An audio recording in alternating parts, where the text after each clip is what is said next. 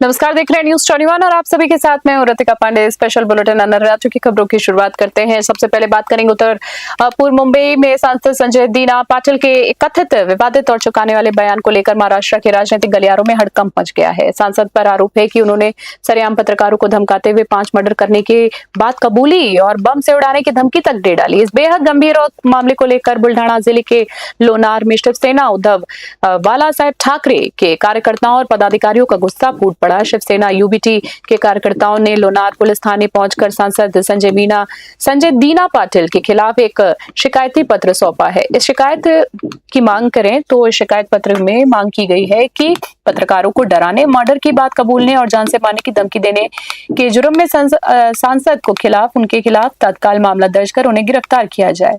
बुल्ढाना से हमारे वरिष्ठ संवाददाता प्रशांत सबकाल की विशेष रिपोर्ट।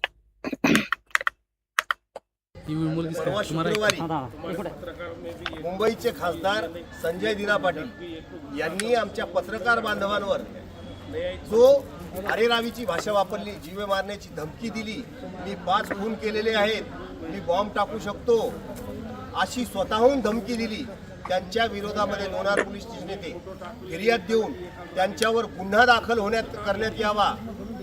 बॉम्ब हल्ल्याचा गुन्हा, 5 मर्डर केल्याचा गुन्हा आणि पत्रकार बांधवांना जीवे मारण्याची धमकी देण्याचा गुन्हा।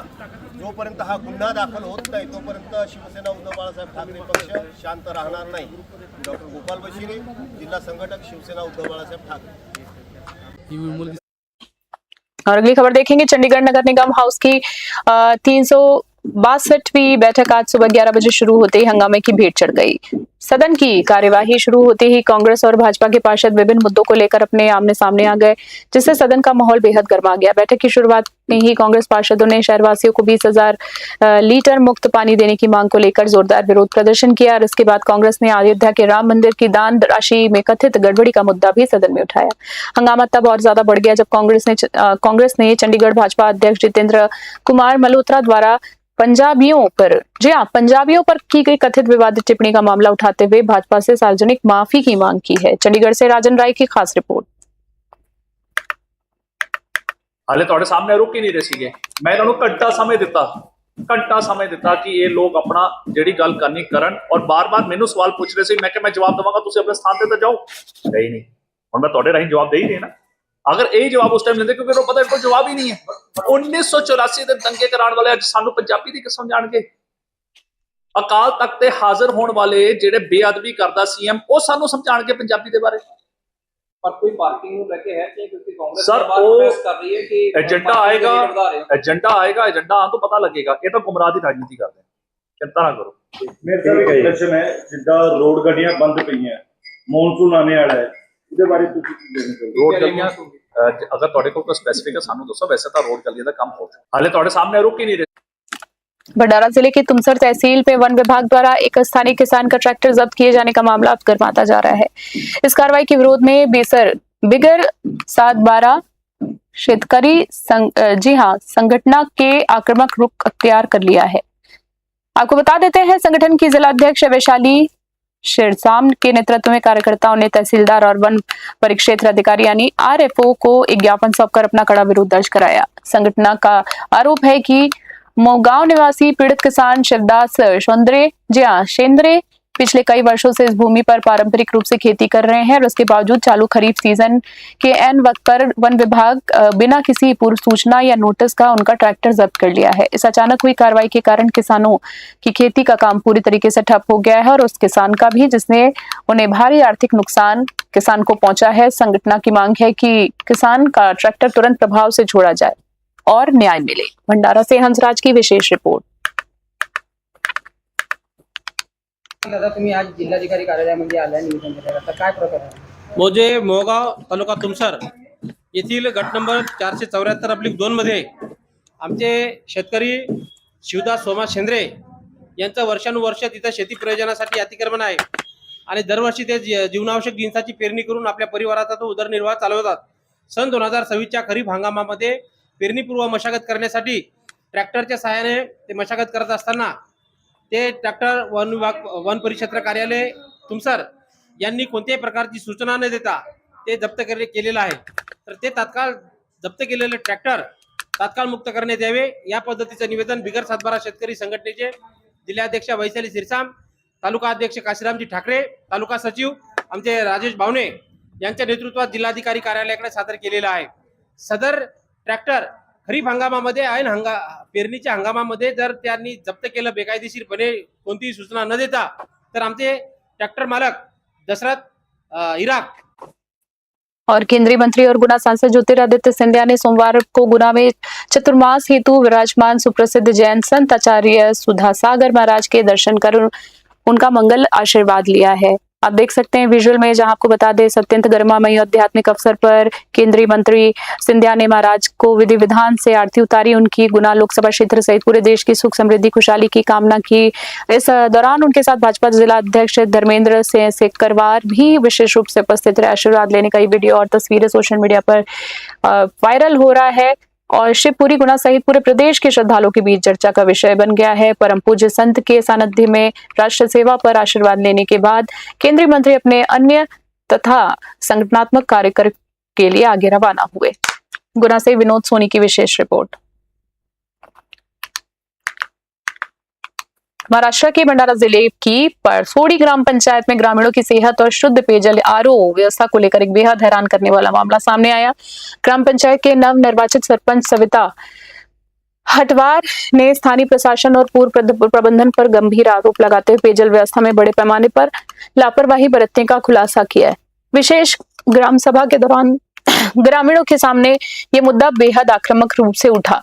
सरपंच सविता हटवार ने बताया है कि पिछले लगभग 1 से 1.5 वर्ष से गांव के पीने के पानी की मुख्य टंकी का कोई साफ सफाई नहीं की गई है और बात करें तो इसके चलते सप्लाई होने वाले पानी से अब भयंकर दुर्गंध यानी बदबू आने लग गई है, जिससे पूरे गांव में संक्रामक महामारियों और जनहित बीमारियों के फैलने की गंभीर आशंका पैदा हो गई है। भंडारा से हंसराज की रिपोर्ट।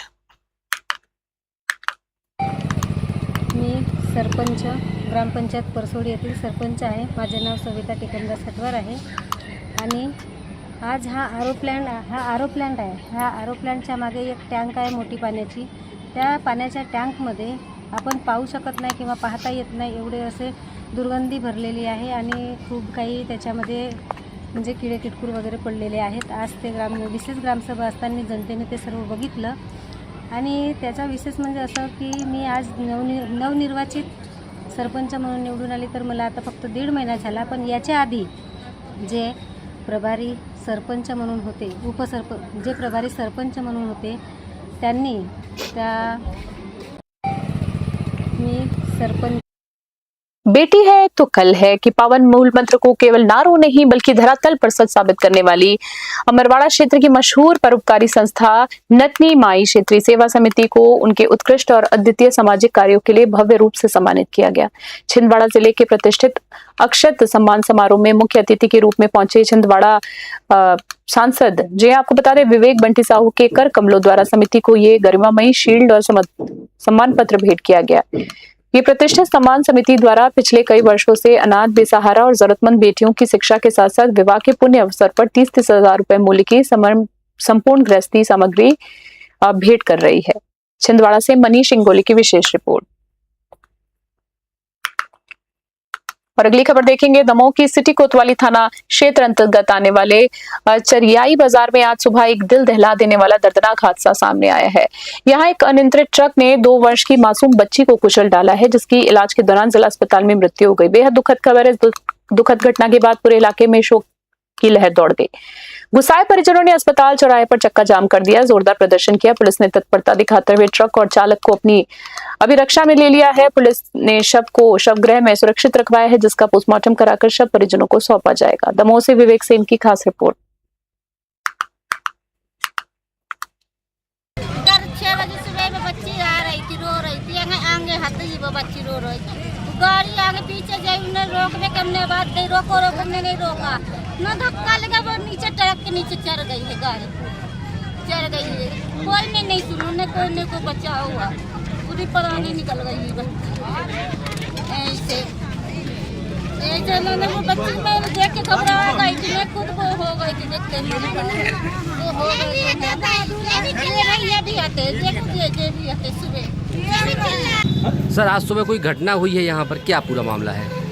तो चरियाई पर जो जानकारी मिली है कि यहाँ पर चरियाई पर कोई वाहन आयसर वाहन यहाँ मनीष ट्रेवल्स के यहाँ पर माल उतार रहा था, और जैसे ही यहाँ पे कुछ बच्चे वगैरह खेल रहे थे यहाँ पे एक जैसे वो ट्रक यहाँ से आगे के लिए बढ़ा या जो भी, तो इनका जो स्थानीय लोग उनका बताना है कि ट्रक के नीचे एक बच्ची आ गई और दुर्घटना हो गई। उनके परिजनों ने भी अभी जाकर वहाँ पर थाने पहुँचे हैं, अब आज पंजीबद्ध हो रहा है, अग्रिम दंड कार्रवाई की जाएगी। चालक फरार है कि गिरफ्तार कर लिया गया है? अभी चालक और वाहन को अभिरक्षा में लिया गया।